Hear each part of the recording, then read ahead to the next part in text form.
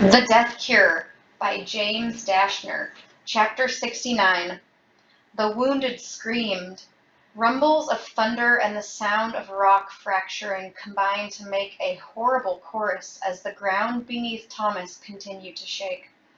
The maze was falling apart around them. They had to get out. "Run!" he yelled at Sonia. She didn't hesitate. She turned and disappeared into the corridors of the maze. The people who'd been standing in her line didn't need to be told to follow. Thomas stumbled, regained his balance, ran over to Minot. "Bring up the rear. Teresa, Brenda, and I need to get the head of the pack." Minot nodded and gave him a push to get him going. Thomas glanced back in time to see the homestead split down the middle like a cracked acorn, half of its slip-shod structure collapsing to the ground in a cloud of splintered wood and dust. His gaze swept to the map room, its concrete walls already crumbling to pieces. There was no time to spare. He searched the chaos until he found Teresa. He grabbed his old friend, and she followed him to the gap into the maze. Brenda was there, trying her best with Jorge to facilitate who would go next, to prevent everyone from going at once in a stampede that would surely kill half of them. Another splintering crack sounded from above. Thomas looked up to see a section of wall falling toward the ground by the fields. It exploded when it hit, luckily with no one underneath. With a sudden jerk of horror, he realized that the roof itself would eventually collapse. "Go!" Brenda yelled at him. "I'm right behind you." Teresa grabbed his arm, yanked him forward, and the three of them ran past the jagged left edge of the door and into the maze, weaving their way around the crowd of people heading in the same direction.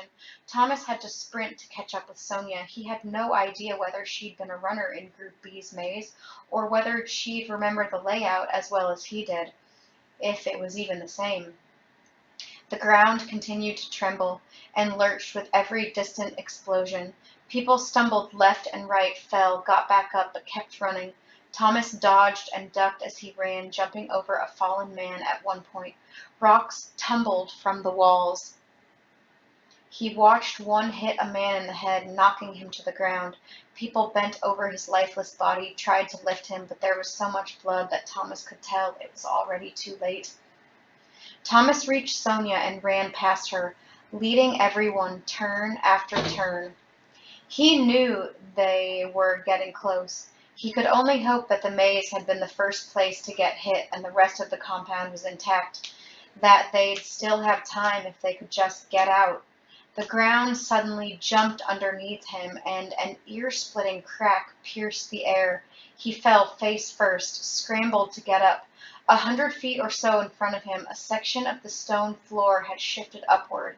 As he watched, half of it exploded, sending a rain of rocks and dust in all directions. He didn't stop. There was a narrow space between the protruding ground and the wall, and he ran through it, Teresa and Brenda on his heels.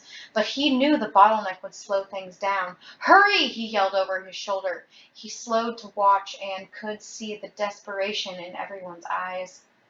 Sonia exited the gap, then paused to help funnel others through, grabbing hands, pulling and pushing.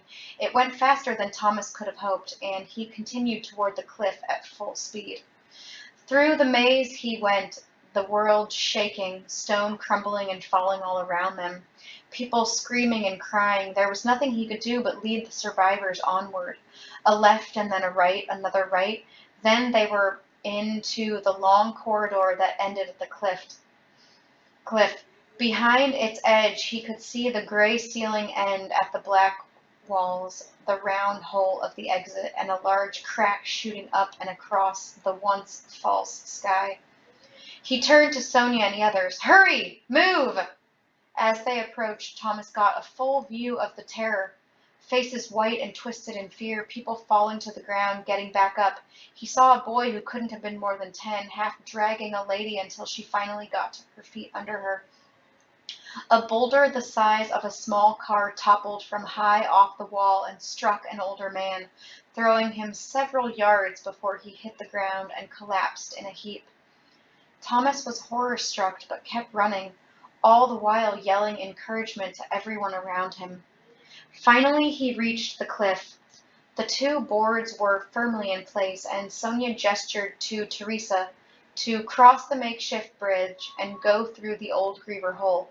Then Brenda crossed with a line of people trailing her. Thomas waited on the edge of the cliff, waving people on.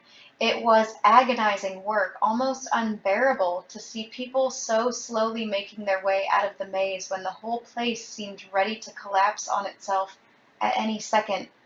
One by one they ran across the boards and dropped into the hole. Thomas wondered if Teresa was sending them down the chute instead of the ladder to make it go more quickly. "You go!" Sonia yelled to Thomas. "They need to know what to do once they're down there." Thomas nodded, though he felt horrible for leaving.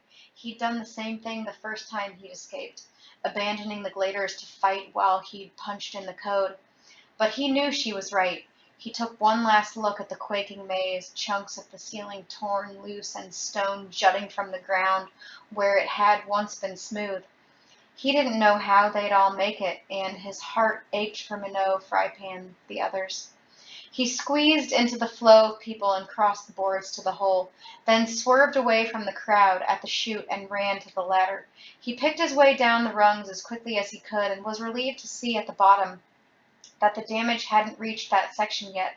Teresa was there, helping people get up after they'd landed and telling them which direction to head. "I'll do this," he yelled to her.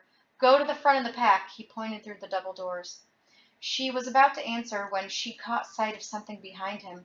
Her eyes widened in fear, and Thomas spun around.